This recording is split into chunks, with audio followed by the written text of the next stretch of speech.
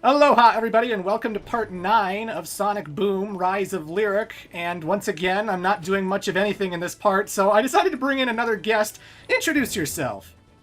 Hi, I'm Merritt K. I write sometimes about video games, sometimes about Sonic, and I do a couple of podcasts, which you were actually on one of them about a year ago. Yeah, I was on part of Dad Feelings, which was the Dr. Eggman episode. Yeah. Because canonically, Dr. Eggman becomes a father. Like, that is absolutely a thing. Eggman Nega is his descendant in the far, far future. So, at some point he gets it on, or he has some kind of weird clone baby. I'm not sure. But, yeah, we're just doing a lot more hub world stuff here in Bygone Island. I got another glyph from Salty the Hippo. Great name.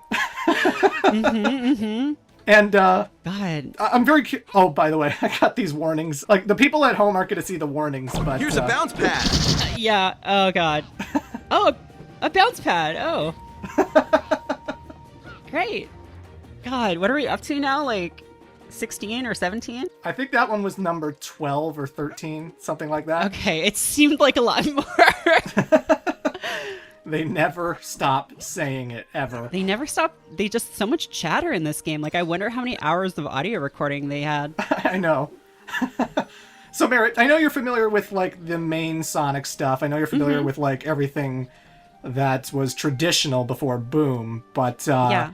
I saw your comment on part 6, because I saw you type in that the dialogue is really horrible in this. Yeah, I don't know. I mean, sometimes it's charming, but I feel like it's... So the problem with games, I feel like, is, and this is where the bounce pad thing comes in, is like, it's really hard to make a funny video game because, like, you're either, like, repeating parts over and over. Here's a bounce pad. Oh my God. There's another one. Oh my God. But, like, you're either repeating parts over and over, which, like, typically isn't that funny, or you're just, like, giving the characters, like, a lot of chatter and, like, you're not really paying attention to it. So, like, I feel like they were trying to be like the cartoon, but it didn't super work. And, like, also the dialogue just isn't that well written. Like, I feel like, you know, for all the problems with the voice acting in, like, a Sonic adventure, the dialogue is more interesting in those games. Yeah. That was the thing. When I first played this in 2014, I thought it was kind of funny just because I hadn't really seen so much of the TV show. But then I'm playing it again in 2018 for this Let's Play, and yeah, now I'm noticing that the cutscenes are really, like, wooden, and a lot of the delivery, even just, like, the editing of the voice clips and how, like, okay, the punchline's a little late. Like, even just... Yeah. How stiff the animations are. It's like, this was a lot funnier 4 years ago. Yeah. I mean, one thing I've wondered about in watching this LP so far, because I didn't play this when it came out. I never owned a Wii U. And I was, like, kind of following the Sonic Boom, franchise when it was coming out. And, like, I think, like, everyone, I had kind of mixed reactions about the redesigns. But, like, I feel like this is kind of an odd way to, like, make a Sonic Boom game. Like, I think you had said that this was originally going to be just a non-Sonic, like action platformer. Is that right? I don't know what the game was going to be originally. I know that it was supposed to be made for Xbox 360, PlayStation 3, and I guess at some point they were told that, like, no, we're going to make this a Wii U game. Right. And so they had to deal with, like, the Wii U's gamepad functionality and a lot of stuff that they didn't know how to work around, like, out of nowhere. And then this was exclusively on the Wii U. Yeah, and, like...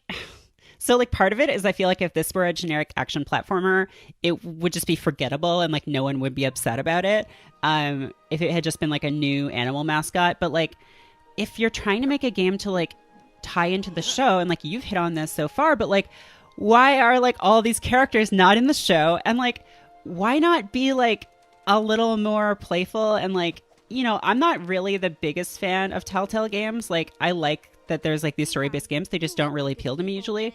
But, like, why not have more, like, goofy kind of, like, sitcom-y scenarios and, like, maybe still have combat, but have, like, some mini games, like, you know, the first episode or whatever, you're fighting Eggman, and then the second one, he's, like, Sonic's roommate, like, in the show, and, like, how do you deal with that? Yeah, really. Because, like, they introduced, like, this super serious villain, Lyric, where, like, he wants to kill everybody because he got crystal poisoning somehow. Which makes me wonder how Sonic and them aren't getting crystal poisoning, but whatever. Yeah, it's just like the tone is so all over the place. Like, you've got this villain who is like a dark Gaia almost, like way more, like is bossing Eggman around, but then you've got all these like lighthearted jokes and stuff, and it's just really bizarre. Yeah, and again, Lyric is not in the TV show. Like, the TV show deals with like silly concepts where like Eggman bakes evil cookies and he feeds the evil cookies to them, and they grow mustaches and stuff. Like, yeah, I love that. I love how Sonic Boom is just like, what if Sonic was like really goofy and we're just focusing on kind of these like core characters. But then the other thing is too is like this setting is really strange. Like, it's like, okay, they don't like in the classic games, they don't like question that there's springboards or anything really, or bumpers. But here they're always trying to lampshade it. Like, there's that line that Sonic has where he's like, it's like these tracks were made for me. And it's like, yeah, because it's a video game, but like, why is all this stuff here? Because you're trying to make it like a more naturalistic island setting that isn't like an Eggman casino or a Green Hill Zone, but like, why does no one know who Sonic is? Like, where have he and his friends been prior to the game? I know. And the other thing I don't like about this game is that they always add like these lines of dialogue. Like earlier in part 3, I was in this abandoned research facility, and you go on an elevator and you have to fight a whole bunch of robots. And then Amy comments, "Oh, I really hope this is the last one. I'm getting tired of this. I'm getting bored of this." I'm like, you can't say that in the game. Yeah, it's like trying to just like play off. Okay, we know, guys, we know, but we're like trying to like lampshade it. I don't know. This like the thing is like, it seems like if I were playing this, and you've mentioned this before too, is like it's not the most thrilling game to watch. But I feel like if I were playing it, I would be like, yeah, I mean, I don't know that I would finish it, but it's like the combat seems like kind of neat, and like, I don't know, there's like stuff like the lasers and like the zip line is like kind of a cool idea, even if it doesn't work that well in practice. So I don't want to be too negative. I think, you know, you were actually saying that you were more disappointed by Sonic Forces. And for me, I have a confession to make, which probably will get a lot of angry comments, which is that I liked Sonic Forces more than Sonic Mania. Which I know is heretical. I like Sonic Mania too, also. I mean, and I grew up with the Genesis games, but like, I think I love the 3D games more because they are so weird and like flawed and interesting. And Sonic Forces, I guess I didn't go in with a lot of expectations, and like that's why I think I enjoyed it. Like, it's not really doing anything new, you know, or not Sonic Generations. Sorry, Sonic Generations is great, but Forces didn't do anything new. But it was kind of like, okay, I kind of like that you're Sonic's best friend. It's just fan service, and like I can get down with that.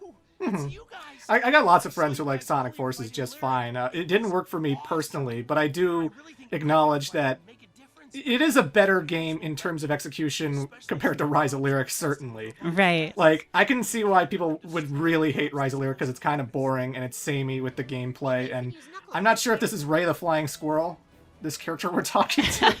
It looks a lot like Ray the Flying Squirrel, but yeah. But I totally understand why someone would prefer like the boost happy kind of levels. Like, I do like a lot of the levels in Sonic Forces. I like that level where Sonic's in Chemical Plant and you're boosting and like the liquid is pushing you and you're like flipping all over the place in that area. Yeah, no, it was like kind of neat.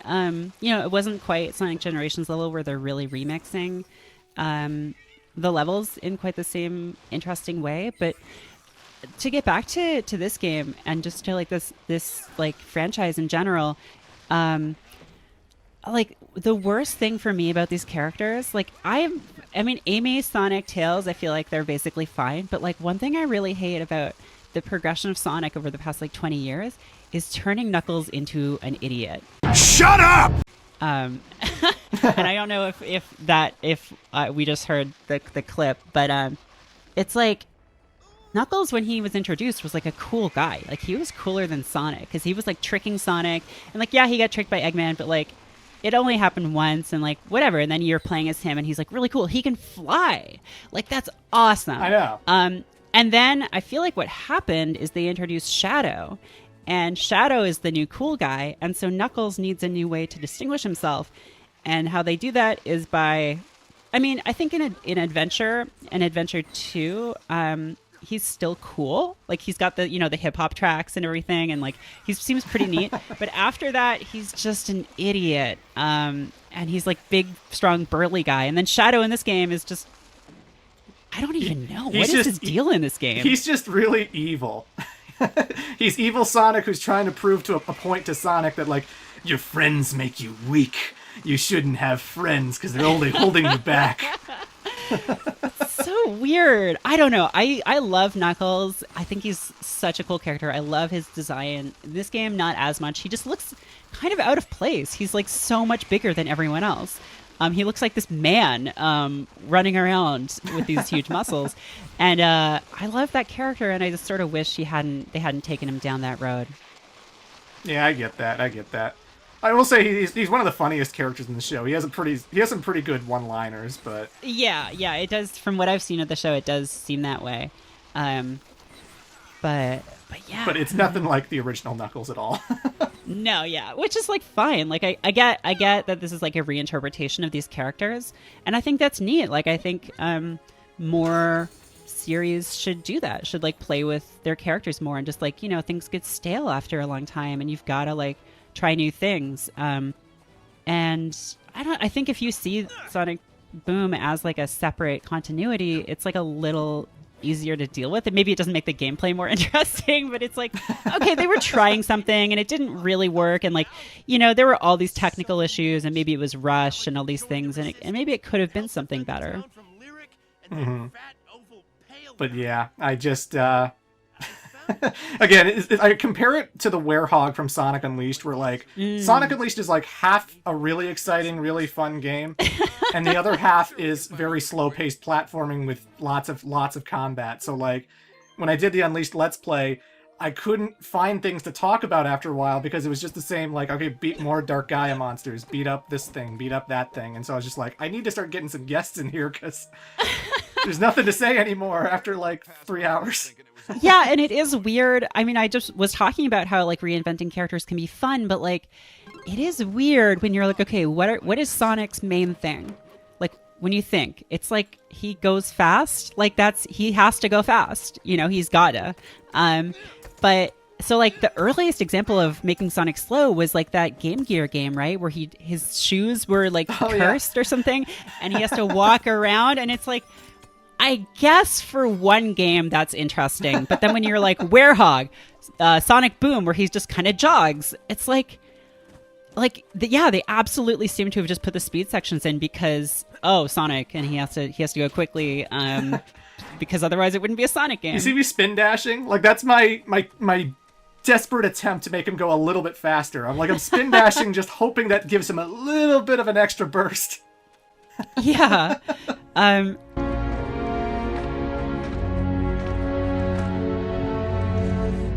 This is my fault. They're here because of me. I need to draw them away. We're in this together. We need to draw them away.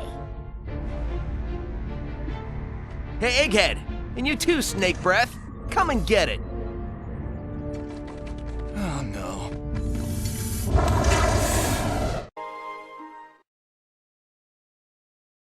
I think we're almost close to the end of the video, but I just wanted to bring up one thing, and I forget if I did on the podcast episode of Dad Feelings that you were on, but why is there no Eggman game? Like a Sonic Boom Eggman game would be so good. Yeah, you know? Yeah.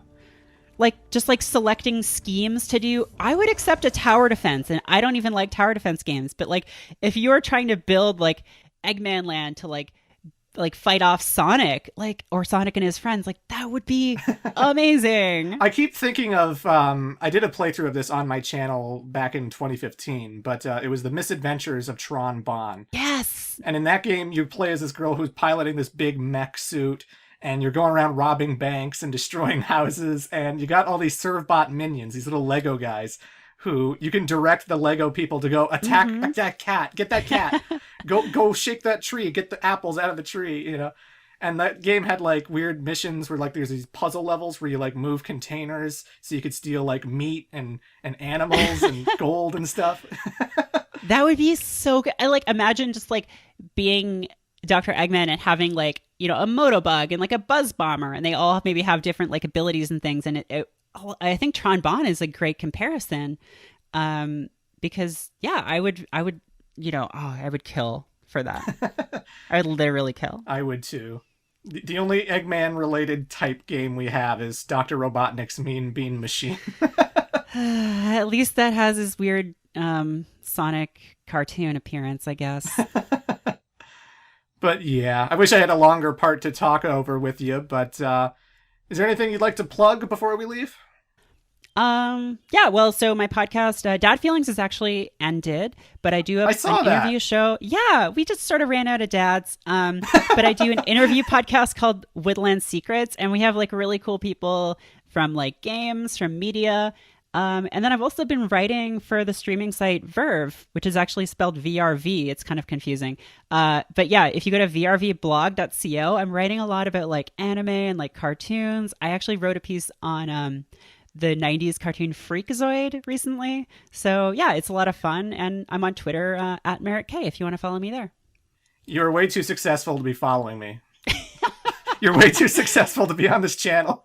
Well, I've been watching your videos since way before I had any success, like back in 2010, 2011. So, the feeling's mutual. You should have outgrown me by now. What are you doing? But yeah, folks, I'll be back with part 10 in a week. I'm taking a trip out of town, so I'm not going to have any uploads that week. But 2 weeks from now, we're going to come back to part 10, and we might see a robot version of Sonic again.